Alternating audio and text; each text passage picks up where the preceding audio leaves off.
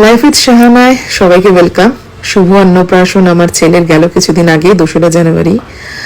শিবার তোমার ছেলের নাম। তোমরা এই শর্টসটা দেখেছো, আগেই আমি ছেড়েছিলাম।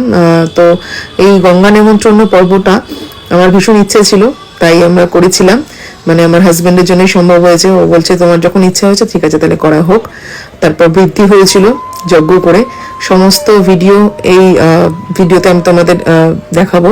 অবশ্যই আশীর্বাদ পর্ব, গায়ে হলুদ হয়েছে শিবার্তে, কিভাবে সমস্ত কিছু রিচুয়ালস রয়েছে ভিডিওটাতে। তাই একটু লং ভিডিও করে তোমাদের সামনে প্রেজেন্ট করলাম। আশা করি সবার ভালো লাগবে। সবাই আমার ছেলেকে একটু আশীর্বাদ করো। আর এই দেখো আমার মেয়ে শ্রী বানাচ্ছে।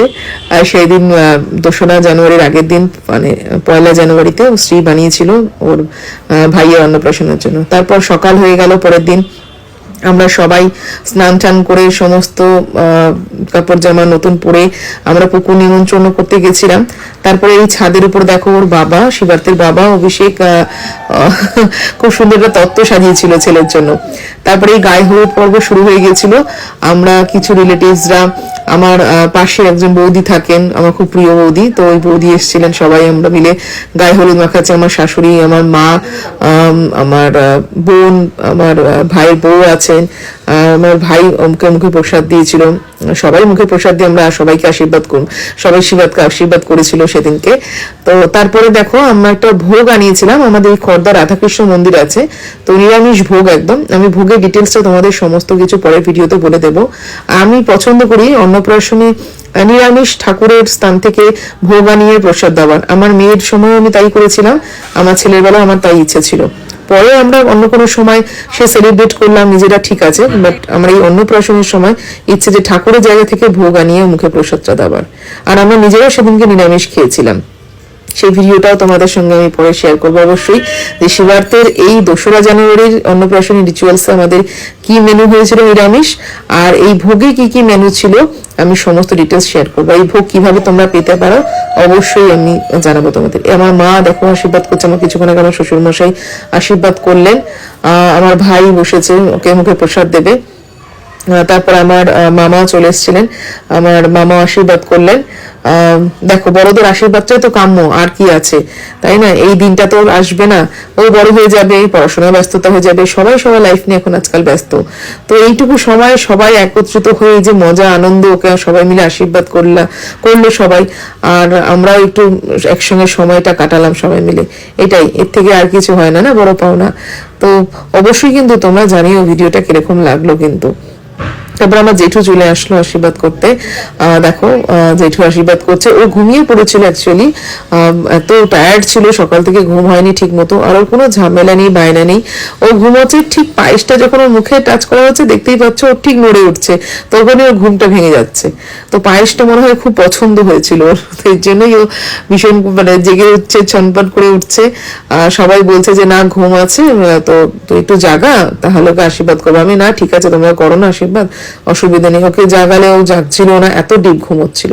আমার পাশে একজন কাকু থাকেন, সেই কাকু আমার ছেলেকে ভীষণ ভালোবাসেন। কাকু একাই থাকেন, তো কাকু চলে এসেছিল শিবাদকে আশীর্বাদ করতে। দেখো পায়েস খাচ্ছে, ঠিক তখনই জেগে যাচ্ছে। এই একই সবাই পায়েস দিচ্ছিল যখন, তখনই সে জেগে যাচ্ছে। তারপর আমার ভাইয়ের বউ সঞ্চিতা চলে আসলো, সঞ্চিতা আশীর্বাদ করলো। সঞ্চিতার মুখে পায়েসটা দেয়নি, যেহেতু শিবাদ ঘুমাচ্ছিল, ওকে যাতে ডিস্টার্ব না করা হয় সেজন্য বললো দিদি আমি ওর পায়েসটা মুখে জাস্ট আমি ছুঁয়ে সরিয়ে নিলাম। তারপর ওর বাবা চলে আসলো অভিষেক। দেখো আশীর্বাদ চলছে, লাস্টে আমরা দুজনে আশীর্বাদ করেছি, ওর বাবা আর আমি। আর গায়ে হলুদ পর্বে এসে তোমরা আমার মেয়েকেও দেখেছো, ওকে গায়ে হলুদ মাখিয়ে একটা মাথায় চুমু খেলো। আমার মেয়ে ভীষণ ভালোবাসে ওর ভাইকে, ভীষণই। তারপরে এই আশীর্বাদ পর্ব শেষ হয়ে যাওয়ার পর আমরা চলে গেলাম ছাদে।